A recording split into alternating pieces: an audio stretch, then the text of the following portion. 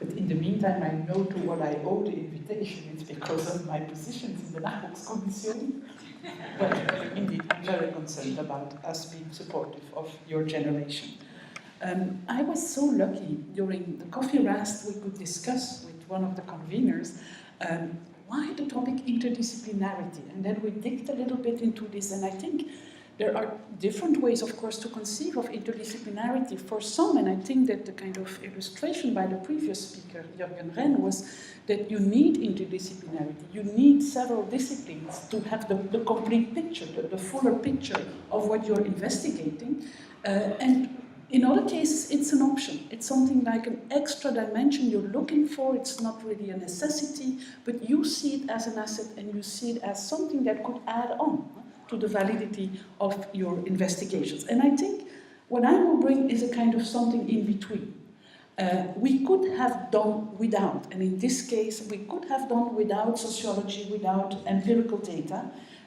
Basically, I will bring a testimony of a recent experience, which is a kind of large-scale European project that is, the angle is low, but we added on empirical data. And since I received the invitation, the nice invitation, at the moment I was kind of redrafting our conclusions with a view to an academic publication, it made me think, well, let me reconsider a bit more critically what we did, the disciplines, by bringing together these different angles when approaching a topic. And I think my testimony is something in between.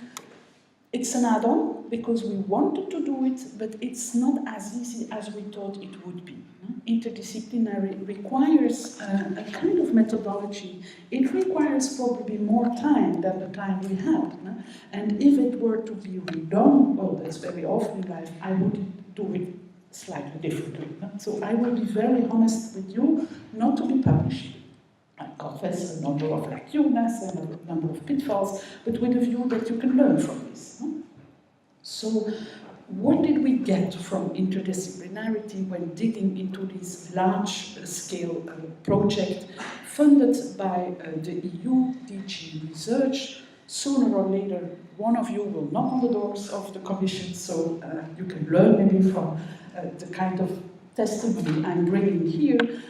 You see Max Planck is not mentioned. This was a project I started before joining the Max Planck Society. I only joined it 2 years ago, so this is why Max Planck, but I was drawing my conclusion while already having joined Max Planck. My slides, are by far too kind of detailed, but just I will not dig into details of all the slides, and I think the slides can be put at the disposal of whoever would wish. So what I will do, I think I owe you some context to the kind of the vast question we approached. Then I will dig into one kind of issue we addressed out of others, because there I think I can show you what we gain from the interdisciplinarity. And then we were bound, it was a kind of policy-driven project, so we had to come up with recommendations, so I owe you some illustrations of what can be recommendations to the EU. And then you will have, unfortunately, to wait for my very last slide, where I will kind of summarize my reflections on interdisciplinarity, and they will be, as I warn you, very critical. But before I dig into really the cow, maybe a bit of context. Who of you is a lawyer in the room? 3, right? Who are social scientists? Okay, then I will develop a little bit with a view to just familiarize others in the room with the topic. What was the topic about? Well, the topic was, how do we handle in Europe increasing, and in this case, religious, you could also say philosophical, but it's mainly increasing religious diversity. How do we handle this? Do we have the legal instruments? Can we do with human rights? Can the EU add on other instruments that could basically make of Europe an inclusive Europe, which is we have different religions, we have new religions on board. How do we make sure that there is equal treatment, access to the labor market, non-discrimination, free movement of people, all the ideals, no? But including these new religious communities. And you open any newspaper, every day and everywhere there is something that deals with this issue, but in terms of a challenge. How do we handle this? And each country has his or her case. Think of the full veil case, think of the boy circumcision in Germany, I mean, the crucifix in Italy, you name it. No? You have. So Europe was very concerned about, can we do something? Now, Europe has one problem. Europe has, so to say, no competences in this field. It can only address it through the angle of non-discrimination. So this was the constraint within which we were to think. No? We were to address policy recommendations to the EU, and the EU having itself very few competences. So it was a kind of looking for the right balance. When we started, when we applied, well, not when we applied, when we knew that we received the money, then of course you start to explore the field, and what was surprising, at least to me, is we were by far not the only generally sponsored project at that moment. There were several projects. There was in the UK a main project that was kind of covering 80 smaller projects that was called Religion and Society. In Scandinavia, universities were generally sponsored by public authorities to come up with recommendations. So everybody was expecting something from scientific approach to the topic, and to see what we have already in terms of policies and how we can improve them. So to say, religion is back in town. There was something for decades that we thought religion is a private thing, there is no policy issue there, and all of a sudden Europe is kind of rethinking or reflecting on whether we were right. And maybe, I think there were 6 kind of building block elements that just to picture the scene that might be relevant for the aims of my further expose. The first is, in most European countries, we have what you could call traditional churches. The majority churches, sometimes it's a state church, and they have kept privileges. And if you think through, they have kept also the monopoly over how we think in terms of holy days. We regulate our holy days conforming to these traditional religious units, the space also, places of worship. So the churches are still there in the way we organize time, we organize space, sometimes also in religion, state-funded religious education, even in laïc state like France. So we call them, in fact, kind of anachronisms, constitutional anachronisms. You can't be neutral and keep privileging some over others. So you could also call it outdated national peculiarities, that when you really think through are in fact no longer defensible. The second element, it's a kind of trend, and I don't know whether that resonates to students outside European context, and I think it is mainly applicable in the North, that these so-called still privileged, constitutionally privileged churches, they have still a place, in particular situations in the life of people. We call them seasonal believers. You marry, you bury, but you don't practice your religion on a more regular basis. What Grace Davy, a sociologist of religion, calls believing without belonging. From time to time you be reminded that you are a believer. And I think this is very much the case in the northern part of Europe, which makes, and this is the third kind of building block, that people, they feel and they think about a belief more in terms of a choice, something that they opt for, rather than in terms of an obligation or a duty. And this, of course, has a main policy relevance. This shift, fourth building block, this shift from duty to choice, all of a sudden coincided in Europe, from duty to choice for the majority society, coincided with the arrival into Europe of groups of people from many different parts of the world. And these implications for the case that is the relation between religion and state has a main kind of impact and should not be underestimated. In which sense? Well, some of these communities are starting putting claims, and claims that are kind of challenging some deeply held European assumptions. And the main assumption is that religion should be considered a private matter. That is what we call basically a secular state. And some minorities are much more demanding than others, and they really keep on having these claims. Ask every single judge in Europe, and he knows what such claims mean and how difficult they are to handle. So a shift on the one hand, mainstream society becoming ever more kind of less practicing, less considering religion a duty, and if it is, then it's a choice, and then these new claims coming from new communities. Just with the presence of these new religions comes also what we then start feeling in law like a growing ambiguity between the public and the private with respect to religion.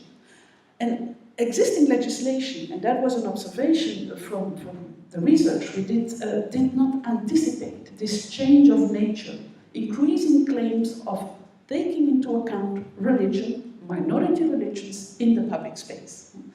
And facing majority society with the fact that there is no neutrality of the public space if you can have churches and can't have mosques. That there is no neutrality of the graveyards if you have all to be oriented to what was for traditional churches the way to bury your deceased and not the minority. So the notion of neutrality is all of a sudden problematized. And I think this brings with it the need to really rethink what is secular.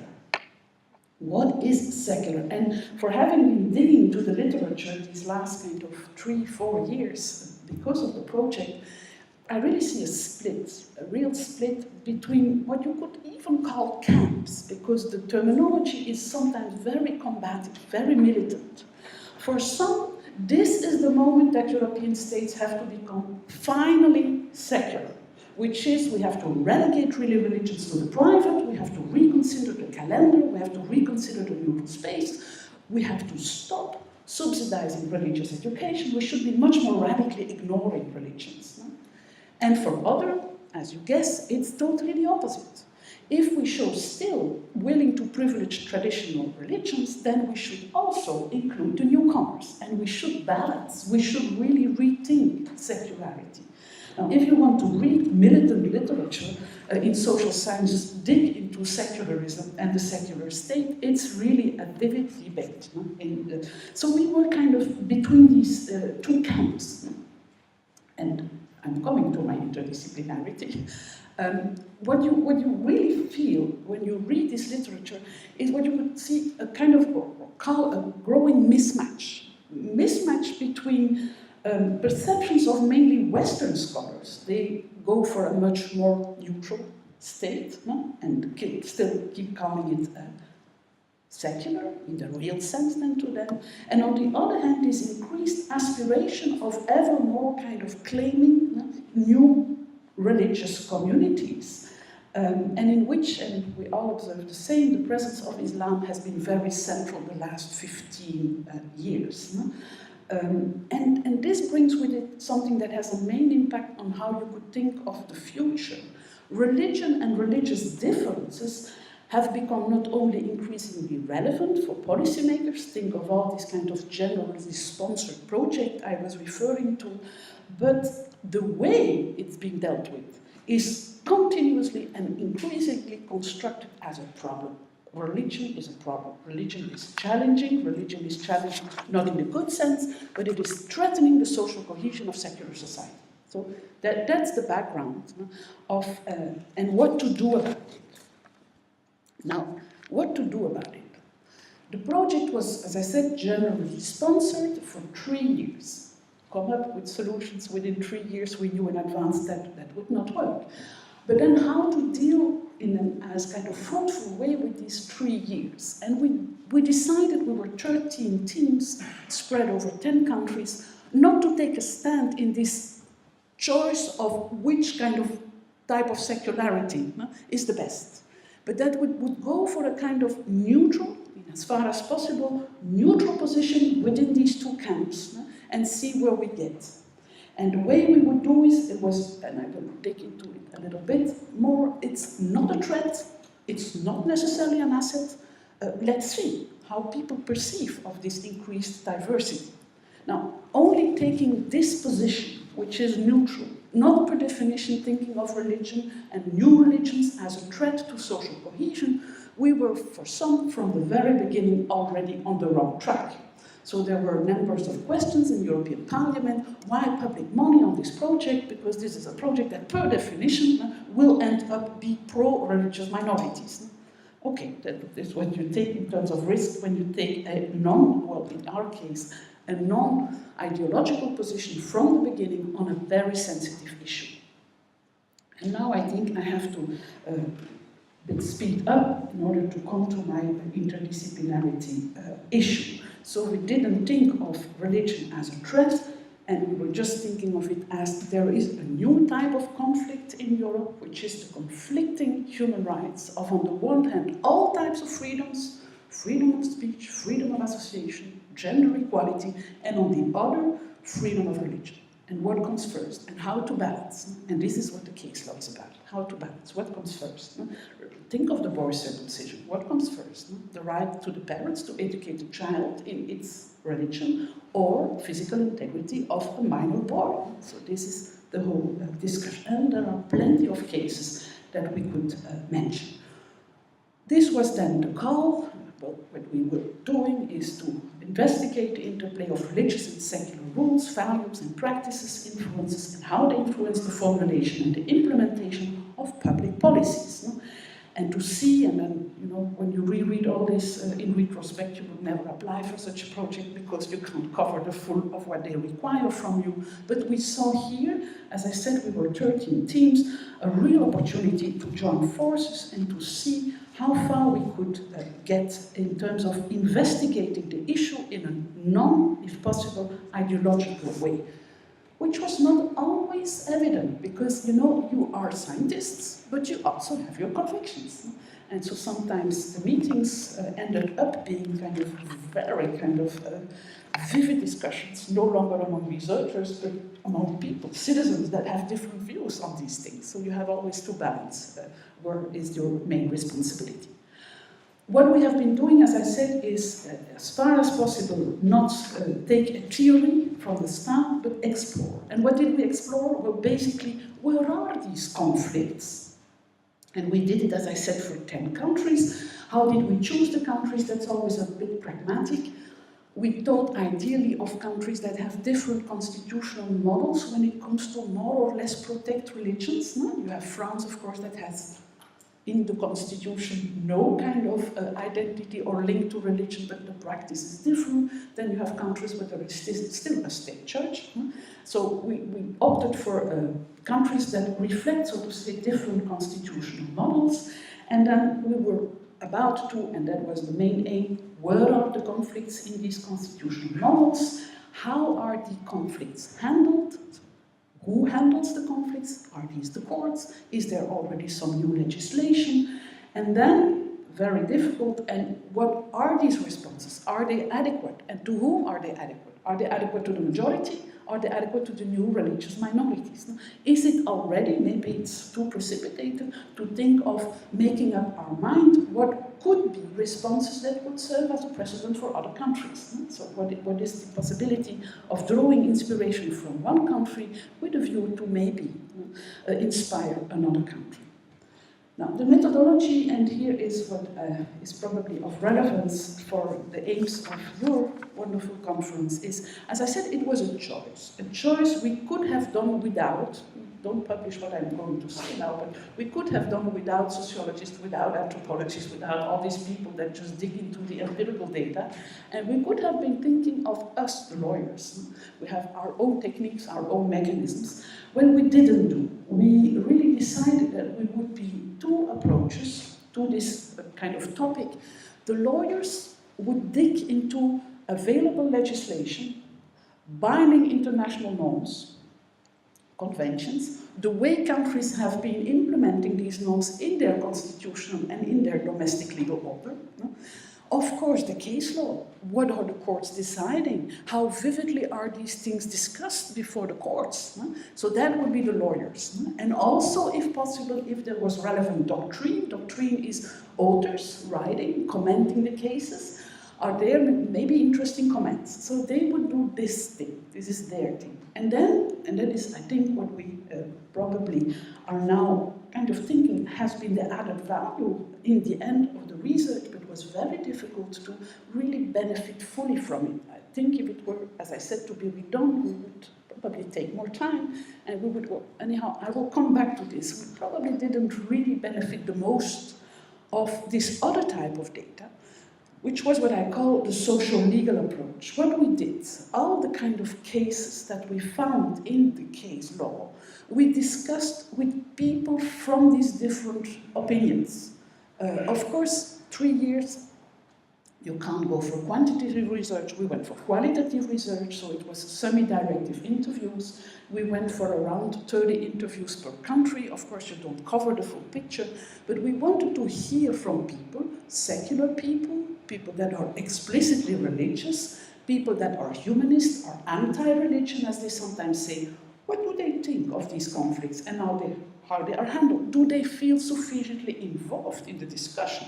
Because very often there is a legislative, maybe debate, but they have not even been involved in the debate. No? So just to see how what is reflected in law in terms of search for appropriate solutions, to which extent this reflects also the concerns of the religious minorities and the new minorities. So that has been basically the aim, and we have been working on this in terms of the full project by far too long. But that was the only way we thought that we could really bring something like new data.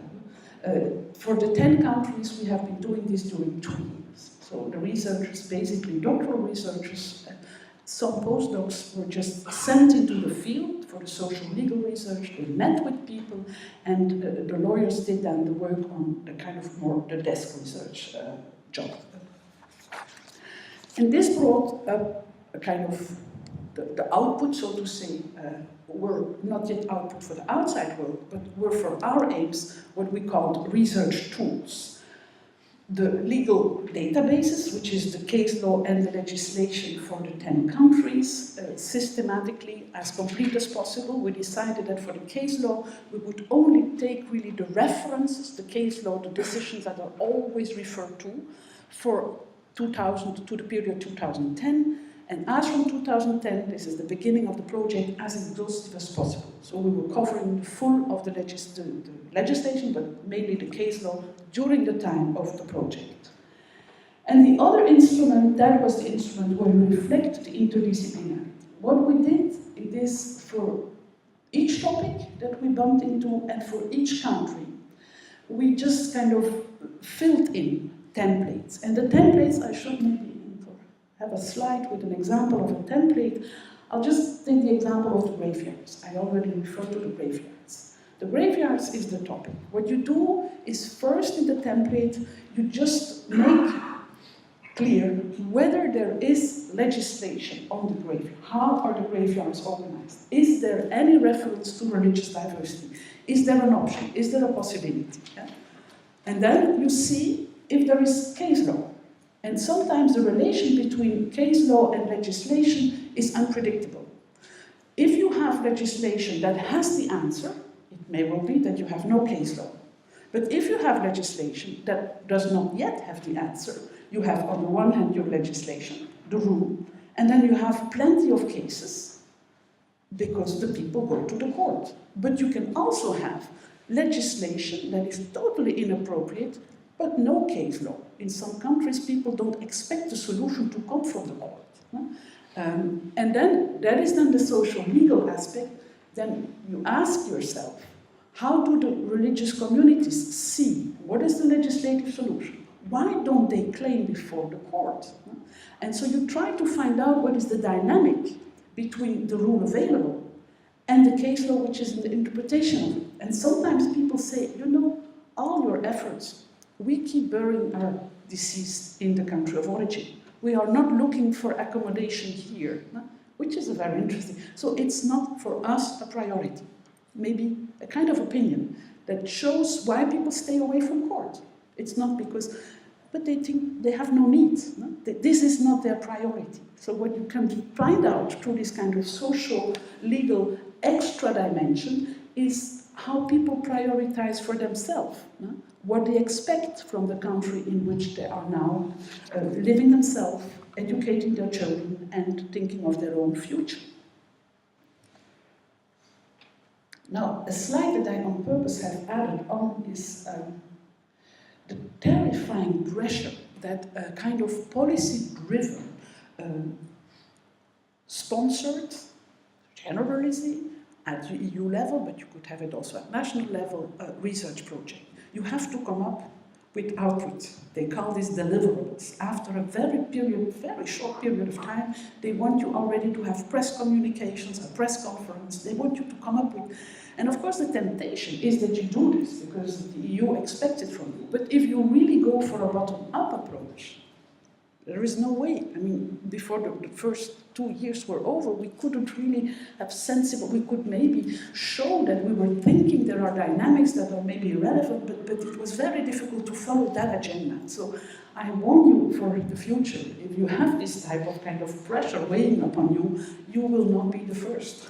And we did for the EU. In the end, I have to say they were very happy. But the first 2 years, they found us totally miserable people that couldn't really kind of show off, so to say. So that was, and I think it is the price we paid for having not taken a kind of clear position that we would strive at kind of, so to say, improving a very specific type of policy that we from the beginning on thought was the right policy. So for listening and making of listening to the people a key issue, we couldn't come up earlier than during the last year with some findings, deliverables. As I said, the theoretical framework was very much observation, identification of conflicts, identification of possible solutions. And we did it, and maybe I should have put this slide a little bit already more in the... We decided that we would work this way. Collection of case law, collection of legislation, reaction of the people from these communities for 4 fields. Not fields that are fields of competence of the EU. As I said, the EU has only the competence of employment very clearly, and for the other fields it's true non-discrimination. But we thought these are the fields that is the relevant field for a citizen to feel a member to a society. Family. If a society does not grant recognition to your family, your kin ties, you feel you're a foreigner in this society. So to which extent do some types of family life not be recognized in Europe? And is it a matter of religion? For example, people who marry religiously, in some countries religious marriages are being put on an equal level with civil marriages. In other countries, a religious marriage is no marriage, and then you remain in what we call a limping situation, which is you're not married. And people, if they don't know it, sometimes are a bit confused. They say, but I am married. No, you're not married, because religious marriages are no marriages. And so we had a number of interesting findings. The public space, of course. Am I allowed to be my religious self in the public space? And if I feel bound that there is a dress code, and I feel this dress code is my religion, can I have my religion also in the public space? And how does the case law handle this? And as you all know, there is legislation that is increasingly restrictive on this issue because religion is a threat to social cohesion. So, and how do the people feel about this? It's not because there is a legislation restriction. How do the people feel about this? Some people feel happy with it. No? Some people feel that they are denied their identity in the public space. And what is the public space? The street is the public space, but the parliament is another type of public space, of course. So the different public spaces need maybe to be dealt with in a different way. The workplace, I will dig a little bit more in the workplace, and then state support. I already mentioned this very anachronistic situation in France, la France laïque, pas de religion, but they generally sponsor religious education, but of some religions and not of others. No? So the kind of maybe discriminatory mechanisms in terms of state support. We identify them, we try to find a case law, we try to find the kind of discussions ongoing, and then the reactions of the communities. Now, for the workplace, I will on purpose, but I won't make it too long. I have 10 slides on the workplace, so I will really not embarrass you with 10 slides. But I think the workplace is probably the example that I can bring and that shows most clearly what you can get through empirical data that you will not find in the case law, that you will not find in the legislation, and that are rarely brought up. We think of religion as a kind of threat, all these people claiming all types of exemptions. I mean, and now they have another diet and they can't go to the canteen, and now they have another holiday than we have, and now they have to stay home, and then they have this Ramadan, because and then they're tired, and in the late afternoon you can't count on all these people anymore, and all these kind of exemptions that are clearly spread through the media. Now, what the findings that we collected show are different. Many people, more than we think, are coping in a different way. They stay away from the labor market because they say, you know, I can't negotiate. The trade unions will not identify with my claim, and maybe my claim is not reasonable. They don't know for themselves how far they can go in asking, and of course they fear for losing the job, or they don't apply for the job, or they just hide their religion in the workplace. Or you say, that's fine, I mean, workplace has nothing to do with religion, or you go for a much more inclusive way of thinking of the workplace. If it's not dysfunctioning, if it is not making the workplace dysfunction, if the employer doesn't lose money, doesn't lose clients, what is wrong with having a person? So this needs to be negotiated. And there is a lot of negotiation. Another finding is that many employers are extraordinarily lenient and don't see in religion a threat. And just handle this, and as far as it is reasonable, accept the person's religious identity in the workplace. So there is no visibility given to the good practices. And one of our suggestions was, why don't you set up databases where people can see what are good practices that work in some settings? A good practice has a problem that it can never be a precedent. It's not because it works in one place that it will work in another place. But at least you see how it works in some settings. So an idea that we had is, why not think of giving visibility to the good practices?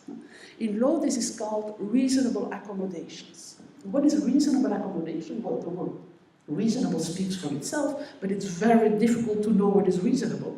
That has to be negotiated. And the accommodation has to come from the employer, has to come from the workplace. So we found a number of highly interesting experiences with reasonable accommodation. And so our kind of suggestion has been, give visibility without coming up with a binding rule, but already give visibility to what works. It will kind of de-dramatize religion in the workplace. Another kind of paradoxical finding was, and that has less to do with the sociological data, but more by just digging into the legislation, was regarding the headscarf, which is the main issue in many countries in Europe, throughout Europe, is you have different regimes of constraints. The most restrictive regime is the workplace. There you find the most kind of restrictive rules, which is no headscarf, no dress that is a religious dress in the workplace. And then you have mechanisms that are much more lenient. And one very lenient mechanism in 3 countries is unemployment. Very often in unemployment regimes is the person is being granted a monthly kind of subsidy, a monthly kind of compensation for the fact that the person has no work. But there is a condition. The condition is that the person shows willing to accept any job offer that is appropriate. If a person does refuse 2, in some countries 3 times, in other countries 4 times, she risks losing the benefits. Now, the regime of unemployment is much more lenient when it comes to considering whether a person is willing or not to accept a job, if she puts herself the condition that she will not accept a job if she cannot work. The headscarf. And the regimes are much more kind of accommodating in the unemployment regimes than the workplaces. The paradoxical effect is that, in fact, you sponsor the person in the unemployment. You encourage her more to stay in the unemployment because you accept that the labor market kind of imposes these restrictions. You see what so the paradoxical effect is that within your legislation, you institutionalize the marginalization. You keep these people in the unemployment.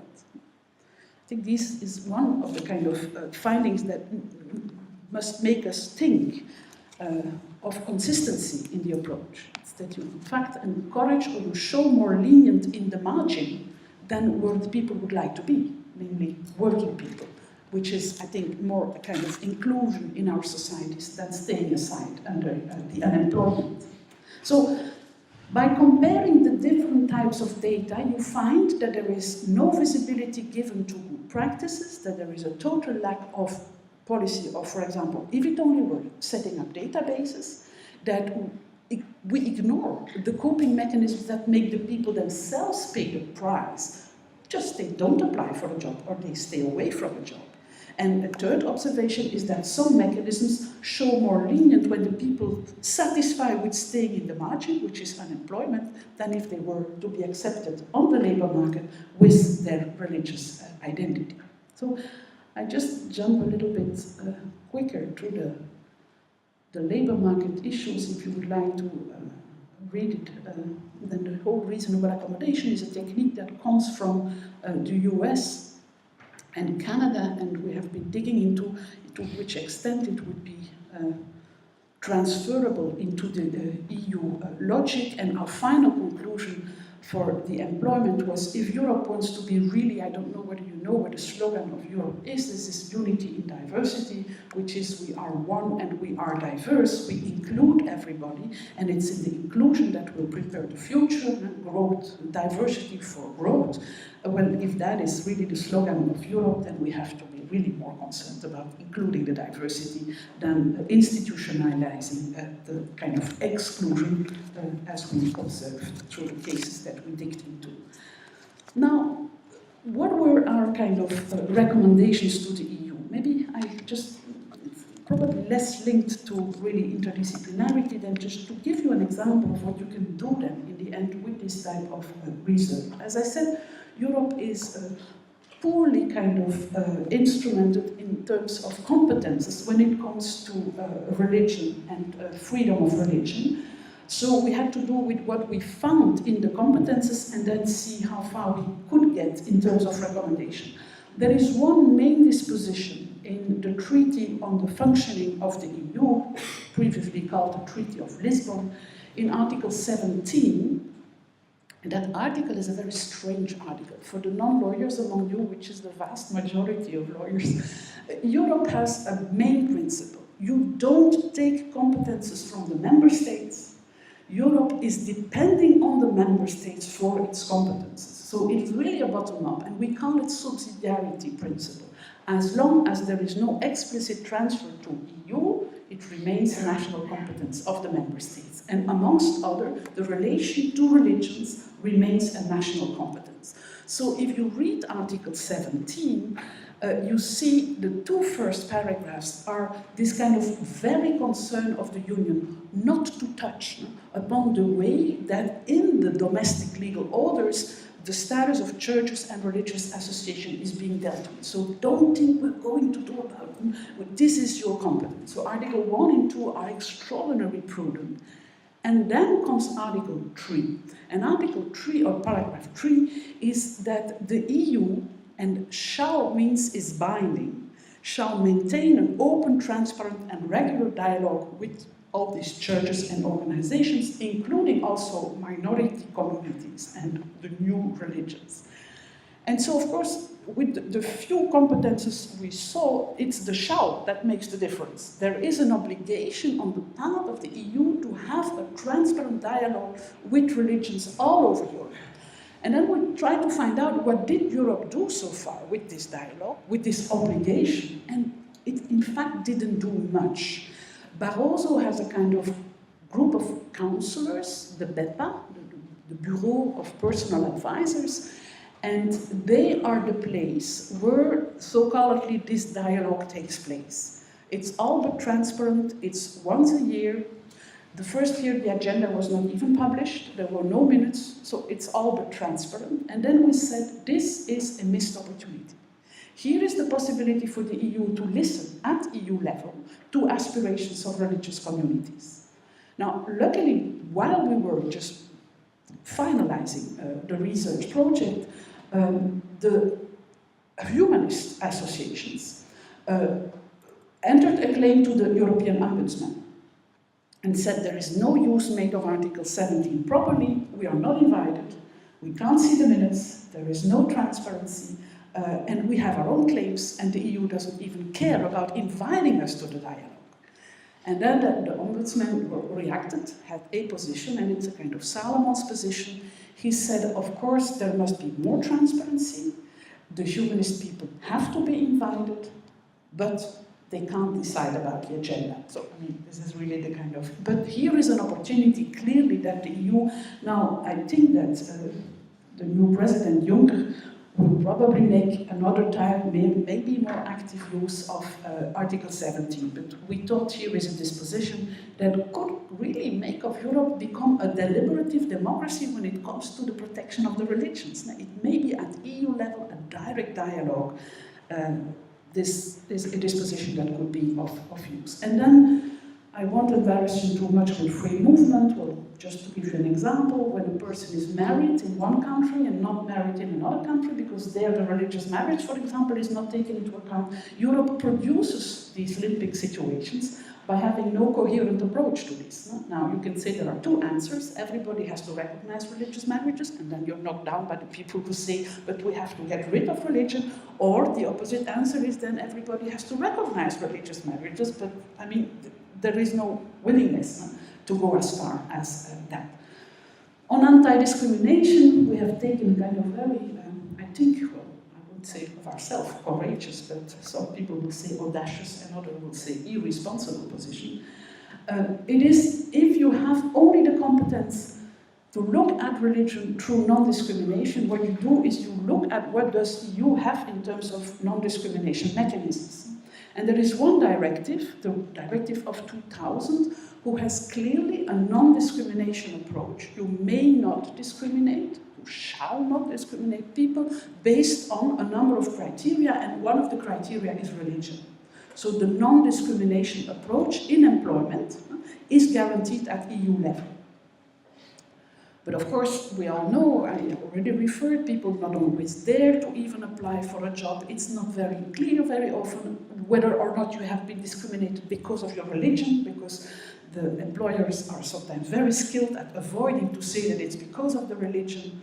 And then there is one kind of technique in that directive that makes the reasonable accommodation, so the reference to adapting to the needs of the individual employee, for disabled people. So disabled people can't help, of course. And EU has been kind of imposing upon employers that to the extent that it is reasonable, you have to do all necessary that people that are physically handicapped nevertheless do not have this as an extra handicap. So you have to really include them to the extent possible. And what is to the extent possible? Well, to the extent that it is not too costly. Let me give you an example. There is one case where a person who is blind applies for a position of clerk to the Conseil d'État, which is the highest administrative court in the country. Now, of course, the person applies for this position, but the answer is we cannot admit your application. Because imagine you will be selected, then we have to translate into Braille all the documents. And this is not reasonable. The cost will be kind of disproportionate. And he lost his case. So this is what I call the reasonableness. Is it proportionate? For the employer, if the cost is not reasonable, then there is no obligation to accommodate. Now, what we thought is, why can't we take this through for other people that can't help but belong to a religious minority? And of course, there is the answer to say, religion is a choice. Religion is no fatality. Religion you can opt for, you can convert to a kind of another religion, you can abandon your religion, or you can hide your religion. And then the very question is this the type of Europe we want? For some, of course, that's the only future for Europe, and for others, why Europe without religions? So, and why Europe without religions? Since it's now new religions. because that is the logic behind it. Now, what we did is we did read a new directive that is pending, and that is pending since 2008, and that is extending the non-discrimination clause to all services, not just employment. And of course, we try the argument to say, why not, while it's still pending, try to impose reasonable accommodation also in the case of religion. You guess which type of reactions we collected. For many people that was going by far too far. The most important reaction, I think, came from the European Commission. It was a very pragmatic reaction. It was, you know, you're researchers. You come up with the ideal world. We have to negotiate these instruments around the table with 28 countries. And they said the directive as it stands is a kind of copy of the indirect discrimination for employment. We won't have a majority for pushing through a more binding clause when it comes to religion. And these are not the times to insist on this. And if you want us not to take into account all your other recommendations, then you should go, if you go too far, you won't get anything. So what we then did is be reasonable and just show understanding that if an instrument has become so sensitive that if you start renegotiating it, it will be anyhow dropped, then we just took the reasonable position that we just hinted at. It could be something like an improvement for religious minority in Europe, but if it's not negotiable because times are not there, then we don't insist. So it's a kind of pragmatic solution on our part. My personal reflections, I think, I said at the beginning, a bit in a condescending way, we could have done without sociologists and anthropologists and all these empirical data people. In the end, no, because of course you come up with much more refined observations. You correct what the law makes you show of the world through the opinions of people that are even more important because they are not yet very often in the parliament. They are not yet in the representative bodies for the deliberative democracy. These people are rarely heard. So in that sense, it was, I think, a major type of data collection just to have them on board. Now, have we done it in the right way? I think, as I said, it's research with a policy mandate. So you have to come up with something very concrete. For us, it was all of us, a very new experience that you face people at these commissions of the European Commission, the Directorate Generals. They have their own technical jargon. And for lawyers in these kind of gremia, it was much more easy to discuss because you discuss technical instruments. But we were not only lawyers around the table, so we feel that there is a very different approach when you are a normative thinker. Lawyers are normative thinkers. You have your precedents, you have your framework, you know how far you can go, you know where you have to really recognize that there is no protection available. Whereas sociologists and anthropologists around the table are much more inductive. It's not because it's not there that you cannot negotiate, that you cannot try to bring it on the table. And I don't know, if it were to redo, what would we have done? We have a different way of thinking. You have really the kind of normative approach. You have the deductive approach. You deduce from your sources how far you can go. You see whether you have a precedent, and if you have a precedent, you have your argument. Whereas when you're inductive, you're a very different way of thinking, and that was not always easy. Also among us, and the more so in the negotiations with the European Commission, who are normative in their approach, of course. Another kind of moment I remember so well is when we just tried to read the interviews, these semi-directive interviews. And very often the lawyers among us asked those who had done the interview work, why didn't you put that question? Why didn't you refer to that or that case? And then he said, yeah, but I don't know the case law, so that we sometimes were reading the interviews regretting that a person did not push further a person or that did not refer to another country experience. So the kind of lack of opportunities And I think, does it have to do with the kind of short period of time within which we have been working together? I think it has also to do with a very different frame of thinking. And very often the sociological kind of researchers or the anthropologists among us were regretting that we were reducing the data, pushing them into recommendations, pushing them into a very technical way of dealing with the issue. And I think this is probably something that we couldn't help and that we would not have been probably been able to control better if we had been given a kind of 6 years term. Anyhow, I think when we made up our mind after 3 years, that all of us said we learned a lot from one another, and we don't regret that we have been working together. And in publications, we will be sure that we will add on. And for sure, I think the lawyers among us would have regret that we couldn't take account of all these semi-directive interviews. But as I said, it's a mixed kind of feeling that I have after having tried this kind of interdisciplinary research. Go public. When we are now preparing an academic publication, we collected 30 reactions from people that are praising us to heaven, but also to people that are really wishing us the hell, because we are opening too much the space of religion back in Europe, so there are different ways to. Now, in the meantime, and as long as Europe can't do more and is kind of, maybe Europe is also paralyzed by the fact that 28 countries is a lot, with each his or her own traditions. The body that is now addressing these cases, the main body, and all kind of, many people envy us in Europe, who have a Supreme Court in human rights. We have the court in Strasbourg, which is, once you have a court's decision, it's binding upon all the members of the Council of Europe, which is a kind of unique kind of court for the world. So the world looks at what we are doing. Now, when you look at the last decisions that were taken and that really address these highly sensitive issues in Europe, I fear that for the religious minorities, this is really not a court that will help them. I'll give you 3 main cases that were dealt with in recent times. Some of you, depending on from which country you come, will identify the case. In Europe, we have in Italy the Italian crucifix case, where the court, in the first decision, what was the case about? It was the crucifix in a public school. And a humanist mother of 2 children said, I sent my children to a public school not to be exposed to the crucifix.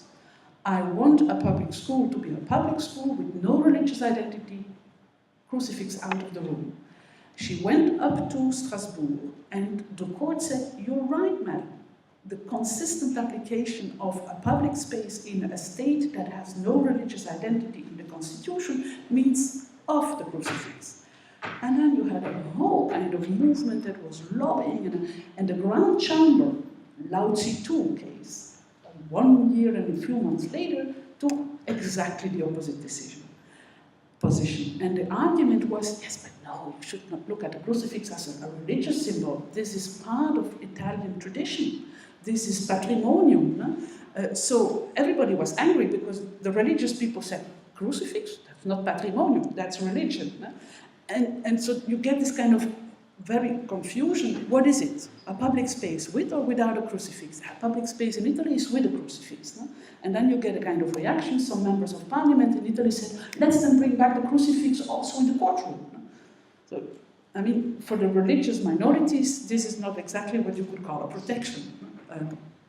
Another case was a more recent one, was in June this year, was an ex-priest, was in the meantime married, but was still a professor of religion in Spain.